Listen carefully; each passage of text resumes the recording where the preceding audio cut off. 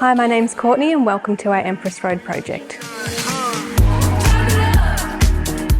The client's brief was to renovate the whole back end of the house, including the kitchen, pantry and open living and dining area.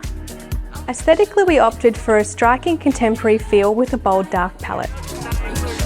This included making layout changes, including replacing the windows and doors leading out to the backyard.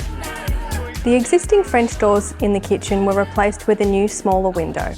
And we extended the island bench to the wall for extra entertaining space and additional storage. Throughout the kitchen and living spaces, the main feature is a beautiful walnut timber grain laminate paired with dark green 2-pack joinery. We have tied this together with gunmetal tapware and elegant stone bench tops with soft veining. Another hero feature of the space are the new windows and doors. The client's preference was for an energy-efficient replacement, so we replaced these with Migless double-glazed alley-clad system. Throughout the living and dining spaces, we have created custom joinery and tiled the existing fireplace.